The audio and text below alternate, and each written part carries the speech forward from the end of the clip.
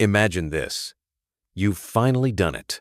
After years of self-deception, after countless nights of restless sleep and days spent running from yourself, you've turned around and stared directly into the abyss of your own psyche. You've faced the parts of yourself you swore didn't exist, the rage you buried beneath politeness, the envy you disguised as admiration, the cowardice you masked with carefully constructed excuses. You've seen your shadow, that dark companion Carl Jung warned us all about, and you expected something miraculous to happen. You expected freedom. You expected clarity. You expected to feel lighter, more alive, more driven than ever before. But instead, something far stranger occurs. The fire that once burned inside you, the relentless drive, the ambition that pulled you out of bed each morning, the hunger that kept you chasing goals and building dreams, suddenly goes cold. Not gradually, not with warning. It simply disappears. And in its place, there's nothing, just a vast, unsettling emptiness. A silence so profound, it feels like standing in a room where all the furniture has been removed, and you're suddenly aware of how hollow the space always was beneath the decorations. Today we're going to explore one of the most profound psychological experiences of all. What really happens when you face your shadow, and why paradoxically you may lose motivation right after doing so. But stay with me until the end, because the last revelation is the most powerful of all. It might just change how you see yourself, your purpose, and the hidden forces shaping your life. Before we go deeper, take a moment to subscribe to the channel, leave a like, and share your thoughts in the comments. The insights we'll uncover today could change the way you understand your own mind and perhaps help someone you know who's silently struggling. Now let's begin this journey. How is this possible? How can the very act of self-awareness, the moment of psychological breakthrough that every therapist, every self-help guru, every spiritual teacher promises will set you free, how can this moment of truth leave you feeling more lost than you've ever been? You've done the work. You've excavated the buried parts of yourself. You've acknowledged the darkness. And yet, paradoxically, you find yourself unable to move forward. The motivation that once seemed endless has evaporated like morning mist, and you're left standing in the wreckage of your old identity, unable to remember why you wanted anything at all. This is the great unspoken crisis of self-discovery, the paradox that no one warns you about when you embark on the journey of facing your shadow. We're told that consciousness is the cure, that awareness is the path to liberation, that once we see ourselves clearly, everything will fall into place. But what if that's only half the truth? What if the moment of seeing yourself completely, without illusion or denial, is not the end of the journey but the beginning of something far more terrifying? What if the motivation you thought was yours was never really yours at all? Think about this carefully. Every goal you've chased, every achievement you've celebrated, every sleepless night spent working towards something you called your dream, what was really driving you? Was it genuine desire? Or was it the desperate need to prove something to someone who stopped watching years ago? Was it authentic passion? Or was it the fear of being ordinary, invisible, forgettable? Was it true ambition? Or was it simply the voice of your unacknowledged shame, whispering that you must become more, do more, be more, because what you are right now is not enough? The shadow doesn't just contain the darkness you've rejected. It contains the fuel you've been burning to run from that darkness. And when you finally turn around and face it, when you see it for what it truly is, the engine stops. The machinery of your false self grinds to a halt. And suddenly, you're standing in the ruins of your own motivation, wondering if you ever knew yourself at all. This is not failure. This is not depression, though it feels remarkably similar. This is not a sign that you've made a terrible mistake by looking inward. This, according to Jung, is the moment when the real work begins, the moment when you must discover what moves you, when fear is no longer the driver, when validation is no longer the destination, when the performance finally ends, and you're left alone with the question that terrifies us most: who am I when I'm not running? But to understand why this happens, why the confrontation with your shadow drains every ounce of motivation from your bones, we must first descend deeper into the architecture of the psyche itself, into the hidden chambers where your drives were forged, where your desires were twisted into weapons against yourself, and where the puppet strings of your unconscious have been pulling you in directions you never consciously chose. Carl Jung, one of the most influential psychologists in history, understood something that most people spend their entire lives avoiding. The human psyche is not a unified, coherent thing. It's a battlefield, a territory divided between what we allow ourselves to know and what we exile into darkness. He called this exiled realm the shadow, not because it's inherently evil, but because it exists outside the light of our conscious awareness, hidden in the corners we refuse to illuminate. The shadow is everything you've decided you're not allowed to be. It's the anger your parents punished you for expressing, so you learn to smile through clenched teeth. It's the selfishness you were shamed for as a child, so you became the person who always says yes, even when it destroys you. It's the raw ambition you were told was arrogant, so you learned to minimize your desires and call it humility. It's every emotion, every impulse, every aspect of your humanity that didn't fit the narrative of who you were supposed to become. From the moment you were born, the world began sculpting you. Your parents, your teachers, your culture, they all had opinions about which parts of you were acceptable and which needed to be buried. You weren't making these decisions consciously. You were a child learning the rules of survival in your particular environment. And those rules were clear. Be this, don't be that. Express this, suppress that. This version of you gets love, that version gets rejection. So you complied. You had to. And in the process, you created a persona, a mask you wear for the world, a carefully curated version of yourself that meets the requirements for belonging. Jung described the persona as necessary for functioning in society, but he also warned of its danger. The more identified you become with your mask, the more you forget that it's not the totality of who you are. You start to believe your own performance. And here's where the motivation trap begins. The energy that drives you forward, that relentless push to achieve, to succeed, to become someone, is often not coming from your authentic self at all.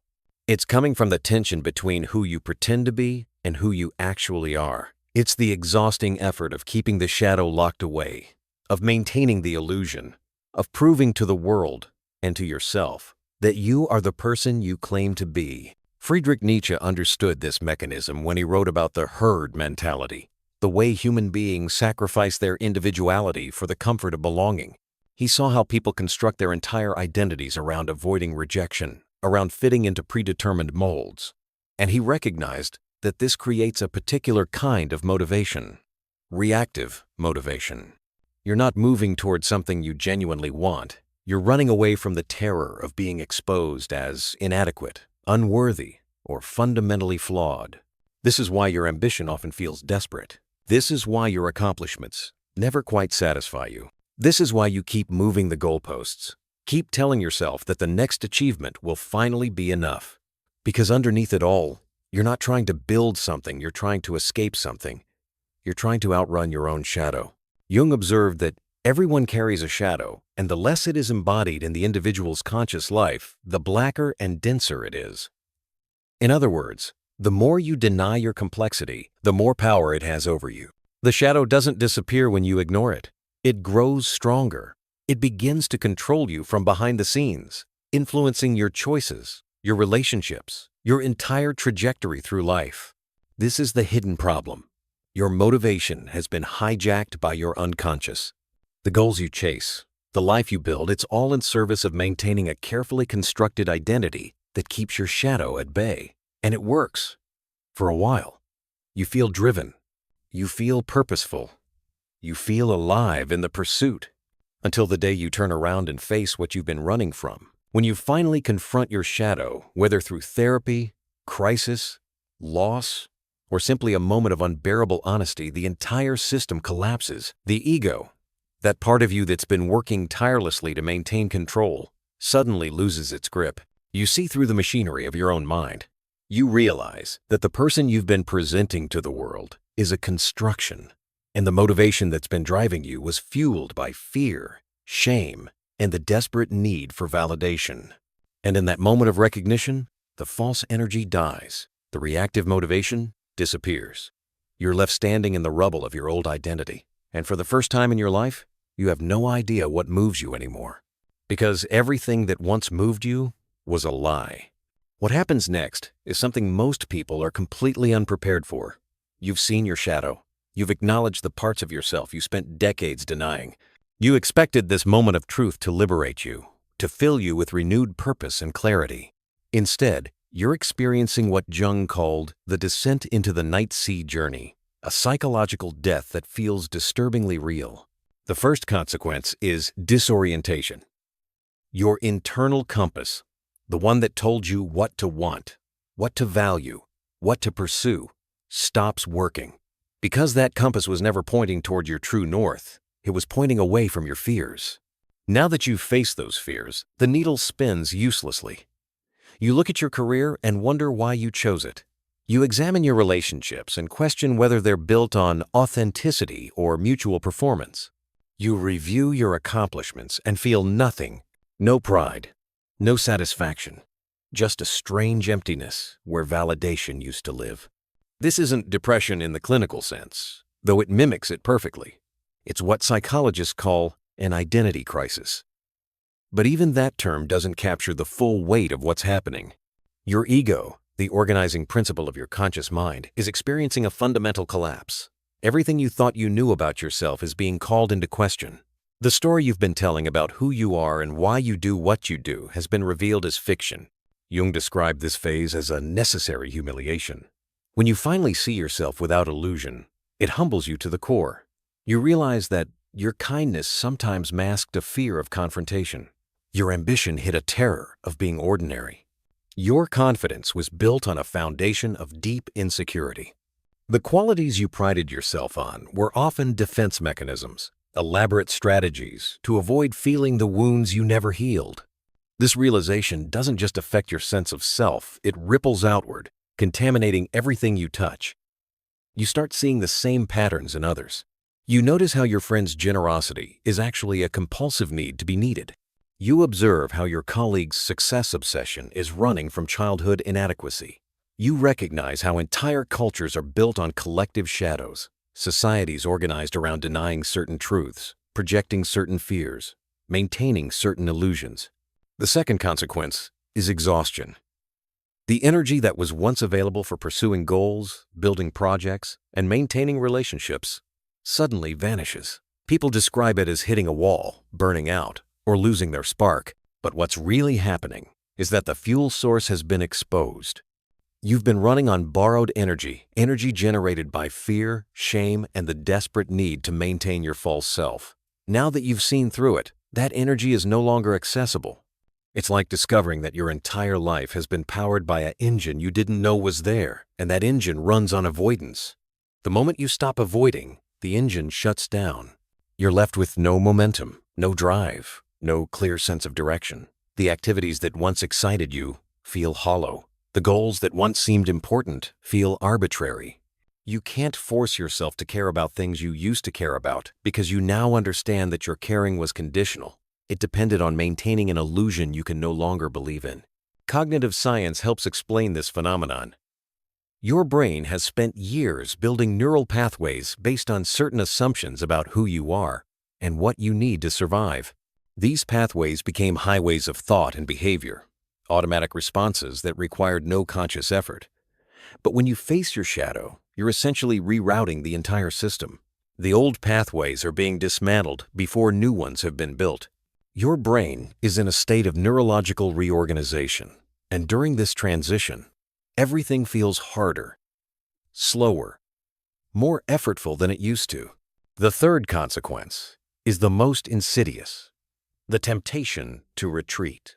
When the emptiness becomes unbearable, when the loss of motivation feels like losing yourself entirely, your psyche will desperately try to return to the old patterns. It will whisper that you've made a mistake, that introspection was a luxury you couldn't afford, that ignorance was actually bliss. It will offer you 1,000 rationalizations for putting the mask back on, for reburying the shadow, for returning to the comfortable prison of your false self. Many people accept this offer. They interpret the emptiness as failure and conclude that facing their shadow was the problem, not the solution. They reconstruct their personas, recommit to their old motivations, and convince themselves that this is maturity, practicality, or simply being realistic. But what they're actually doing is choosing unconsciousness over the difficult work of integration. Because here's what most people don't understand. The emptiness isn't the end of the journey. It's the middle. It's the space between who you were and who you're becoming. Jung often compared this to a cocoon. It looks like death from the outside, but inside, something is being completely reorganized at a cellular level. The caterpillar must dissolve into formless matter before it can become a butterfly. And during that dissolution, if the caterpillar were conscious, it would feel exactly like you feel now, like everything that made it what it was has been destroyed. But the destruction is not the point. The transformation is. So how do you move through this? How do you navigate the emptiness without retreating back into illusion? The answer requires a complete inversion of everything you've been taught about motivation, purpose, and personal growth. It requires what Jung called individuation, the process of becoming who you actually are, rather than who you think you should be. The first radical shift is this. Stop trying to recover your old motivation. Stop treating the emptiness as a problem to be solved. That desperate drive, that relentless ambition, that constant need to prove yourself, it wasn't serving you. It was serving your shadow. It was the engine of your denial, and now that engine is gone. Good. Let it stay gone. What you're experiencing is not the absence of motivation. It's the death of false motivation. And until you accept that death, until you stop trying to resuscitate the corpse of your old self, you cannot discover what authentic motivation feels like. Real motivation doesn't come from fear or shame or the need for validation. It comes from alignment. It emerges when your actions reflect your actual values, not the values you inherited or adopted to gain approval. Jung understood this deeply. He wrote, "The privilege of a lifetime is to become who you truly are." But notice what he didn't say. He didn't say the privilege is to become who others want you to be, or who you think you should be, or who would impress the most people. Becoming yourself is not an achievement, it's a revelation. It's the gradual peeling away of everything that isn't you until what remains is irreducible, authentic, true. This process begins with a practice Jung recommended: active imagination. Instead of running from the emptiness, you turn toward it. You sit with it. You ask it questions. What are you trying to tell me? What part of me needs attention? What have I been refusing to see? You allow your unconscious to speak through dreams, through spontaneous thoughts, through the images and emotions that arise when you stop distracting yourself. Many people are terrified of this silence because they've spent their entire lives filling it with noise, work, entertainment, social obligations, constant stimulation. But the silence is where your authentic self lives. It's where the voice that's been drowned out by external demands finally gets a chance to speak. And what it tells you is often surprising. You might discover that the career you thought you wanted was actually your parents' dream. You might realize that the relationship you've been clinging to is built on mutual avoidance rather than genuine connection. You might find that the person you've been trying to become is someone you don't even like. Viktor Frankl, the psychiatrist who survived Auschwitz, understood this principle from a different angle. He observed that people who had a why to live could endure almost any how. But the crucial insight is this: your why cannot be borrowed. It cannot be inherited or adopted from others. It must come from within, from a place of honest self-examination. Frankl wrote, "Everyone has his own specific vocation or mission in life. Everyone must carry out a concrete assignment that demands fulfillment. But you cannot fulfill your assignment if you don't know what it is. And you cannot know what it is if you're still performing someone else's script." The rebellion, then, is not against the world, it's against your own conditioning. It's the refusal to continue living inauthentically, even when authenticity offers no immediate rewards, no applause, no external validation. Jung emphasized that integration doesn't mean acting on every impulse or giving free rein to destructive tendencies. It means acknowledging them, understanding their origins, and consciously choosing how to respond. When you integrate your anger, you don't become violent, you become assertive. When you integrate your envy, you don't become resentful, you become motivated by genuine aspiration rather than comparison. When you integrate your fear, you don't become reckless, you become courageous, acting despite the fear rather than pretending it doesn't exist. This is where real motivation begins to return, but it feels completely different from what you knew before. It's quieter, steadier, less dramatic. It doesn't come in explosive bursts of inspiration, followed by crashes of despair. It's more like a river than a wildfire, consistent, flowing, powerful not because of intensity but because of direction. You begin to make choices based on what feels true rather than what looks impressive. You pursue work that resonates with your values, even if it doesn't maximize your income or status. You cultivate relationships with people who see you as you are, not as you pretend to be. You stop performing and start participating in your own life. The ancient Stoic philosopher Marcus Aurelius captured this beautifully. You have power over your mind, not outside events. Realize this, and you will find strength. The rebellion is realizing that your motivation doesn't need to come from external circumstances or other people's opinions. It can come from the simple decision to live in alignment with your authentic self, regardless of whether anyone notices or approves. This is not easy. It requires daily courage. It requires saying no to opportunities that don't serve you, even when they're prestigious. It requires disappointing people who preferred your mask to your face. It requires sitting with uncertainty, rather than grasping for false certainty. But it's the only path to sustainable motivation, the kind that doesn't burn out, because it's not borrowed from fear. Here is the revelation that changes everything. The insight that Jung spent his entire life trying to communicate. You are not broken. You were never broken. The emptiness you feel after facing your shadow is not a void, it's a clearing. It's the space that was always there beneath the noise, beneath the performance, beneath the endless striving to be someone other than who you are. What you've lost is not your true motivation. What you've lost is your attachment to a false self that was never sustainable in the first place. And this loss, painful as it is the greatest gift your psyche could give you. Because now, for the first time in your life, you have the opportunity to build something real. Not a persona, not a performance, not a reaction to your wounds, but an authentic expression of who you are when you're no longer at war with yourself. Jung called this process individuation, but the word doesn't capture the profound transformation it represents. Individuation is not about becoming special or different or better than others. It's about becoming whole. It's about integrating all the fragmented parts of yourself, the light and the shadow, the strength and the vulnerability, the conscious intentions and the unconscious, drives into a unified self that can act from a place of integrity rather than compulsion. When you reach this stage, motivation transforms from something you chase into something you inhabit. You no longer need to force yourself to be disciplined because your actions naturally align with your values. You no longer need to manufacture enthusiasm because you're engaged with work that genuinely matters to you. You no longer need to prove anything because you've stopped measuring your worth by external metrics. This is what Jung meant when he said, "I am not what happened to me. I am what I choose to become." The key word is choose. For most of your life, you weren't choosing, you were reacting. Reacting to childhood wounds, to social conditioning, to the fear of rejection, to the desperate need for approval.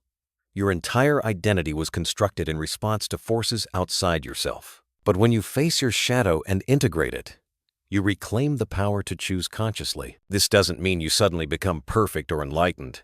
The shadow will always be with you. New layers will emerge as you grow. New aspects of yourself will demand to be seen and integrated. As Jung emphasized, the work of becoming whole is never truly finished. But this isn't a limitation, it's the very essence of being alive.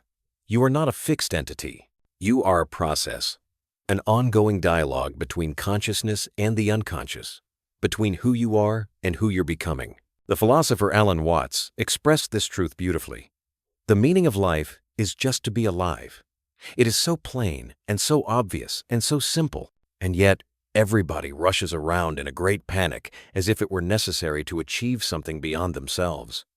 When you finally understand this, when you truly absorb it at a cellular level, the frantic urgency that characterized your old life begins to dissolve. You stop rushing. You stop proving. You stop performing for an audience that was never really watching in the way you imagined. And paradoxically, this is when your life begins to flow again. Not because you found some secret technique or magical solution, but because you've stopped fighting yourself.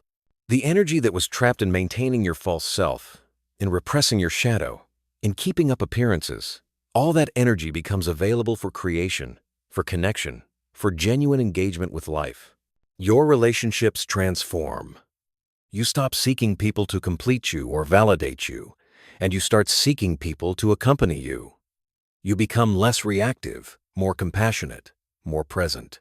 You can hear criticism without crumbling because your worth is no longer contingent on others' opinions. You can offer love without expecting anything in return because you're no longer trying to fill an internal void through external means. Your work transforms. You stop measuring success by traditional metrics, money, status, recognition, and start measuring it by alignment and meaning. You ask different questions. Does this work use my gifts? Does it contribute something valuable? Does it allow me to show up as my authentic self? The answers guide you toward opportunities that nourish you rather than drain you. Your inner life transforms. The constant self-criticism quiets.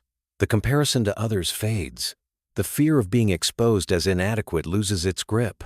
Not because you've become perfect, but because you've stopped pretending to be. You've accepted your humanity, the full spectrum of it, the brilliance and the mediocrity, the wisdom and the foolishness, the courage and the fear. This acceptance is not resignation, it's liberation. It's the recognition that you don't need to be anything other than what you are to deserve: love, belonging, or a meaningful life. The burden you've been carrying, the exhausting effort to be acceptable, impressive, worthy, can finally be set down. Joseph Campbell called this following your bliss. But he didn't mean chasing pleasure or comfort. He meant listening deeply to the call of your own life, trusting the path that opens when you stop trying to control every outcome. He wrote, "If you follow your bliss, you put yourself on a kind of track that has been there all the while, waiting for you. That track is not about external achievement. It's about internal alignment. It's about the sacred coherence between your inner truth and your outer actions." When you reach this understanding, you realize that losing motivation after facing your shadow was never a crisis. It was an initiation. It was your psyche's way of forcing you to let go of everything that wasn't serving your highest development. The old motivation had to die so that authentic motivation could be born. The false self had to collapse so that the true self could emerge. This is the ultimate truth. Your shadow was never your enemy. It was your teacher. Every wound it carried was an invitation to deeper self-knowledge. Every fear it harbored was pointing toward what matters most. Every impulse it contained was asking to be understood, integrated, and transformed into conscious power. And the emptiness you felt after facing it, that wasn't the end of your story. It was the beginning of your real life, the one where you stop performing and start living, where you stop running and start arriving, where you stop becoming someone else's version of success and start becoming the fullest expression of yourself. So if you're in that dark place now, if you've faced your shadow and lost your old motivation, remember this: you haven't fallen apart. You've fallen into truth. The person you thought you had to be is dissolving so that the person you actually are can finally breathe. The motivation will return, but it will come from a place so deep, so authentic, so aligned with your soul, that you'll wonder how you ever confused that old desperation with genuine desire. Ask yourself each day, what truth am I resisting? What part of me am I still hiding from myself? And how can I bring compassion rather than judgment to what I find? These questions keep the work of integration alive. They prevent you from drifting back into unconsciousness, back into the comfortable prison of your old identity. True motivation is born from self-acceptance. When you stop fighting yourself, when you embrace both your light and your darkness, when you allow yourself to be beautifully, imperfectly human, that's when energy flows naturally into your life. Not as a frantic rush, but as a steady river. Not as proof of your worth, but as an expression of your being. Carl Jung spent his life exploring the depths of the human psyche, and his ultimate message was one of hope. Within every person lies the potential for wholeness. The journey toward that wholeness requires facing everything you've been taught to reject about yourself. It requires walking through the valley of the shadow, sitting with the emptiness, and trusting that on the other side of that darkness, something true is waiting to be born. And maybe, in the end, this is what motivation really is. Not the drive to achieve, or acquire, or prove yourself, but the willingness to become. The courage to shed every false layer until what remains is irreducibly, authentically you. The commitment to live from that place, even when the world doesn't understand, even when there's no applause, even when the only witness to your transformation is the quiet voice within that finally says, Yes, this is real. This is me. This is enough. So remember, if you've faced your shadow and lost your old motivation, you haven't lost your way. You've found it. The energy will return, but it will come from your depths, from your truth, from the unshakable knowing that you are no longer living someone else's life. You are living yours. And that changes everything.